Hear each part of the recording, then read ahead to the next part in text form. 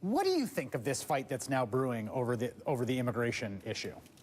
I think the Republicans are not just wrong substantively. First of all, this notion that he's preempting them. The Senate passed a bipartisan bill. Let's not forget that. It was a bipartisan bill that passed the United States Senate that wouldn't even come up in the House. I just heard my former colleague Kevin McCarthy complain that the House passed bills and the Senate didn't take them up. The Senate passed a bipartisan bill, and the House would not allow the subject to come up. So the notion that the president is somehow preempting them, they refuse to do anything. So you think he should do it?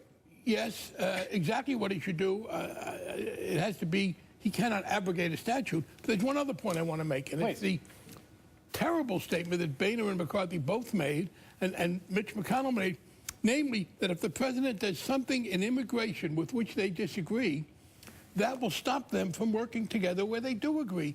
That is the essence of obstructionism.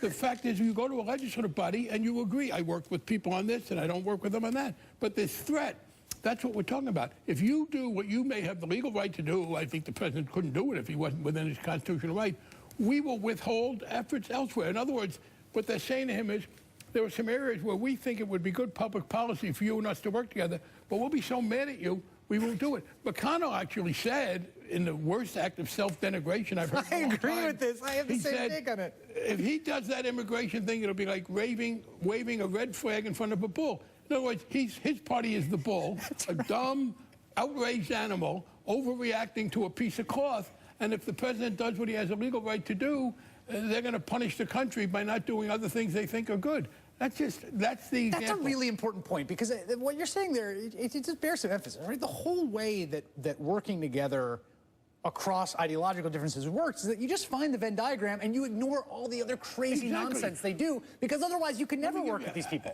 Look, we got a sample of this. Trey Gowdy, who's a big Tea Party guy, and he's the one who they put in charge of investigating the Benghazi. He actually said, it was in the New York Times, that he had a meeting with Eric Holder, because Holder's been very good, and some of the conservatives agree that we over-jail people, locking people up for possession of drugs. It's a terribly unfair thing. It perpetuates racial unfairness. And he said, you know, a lot of people on our side, conservative Republicans, agree with Holder on this whole question of reform of sentencing, but we can't do anything because of his position on same-sex marriage. I mean, that's the definition of this extremism. That's right. If you disagree with them on one issue, they will then, I guess, punish the country by not working together on things where they agree.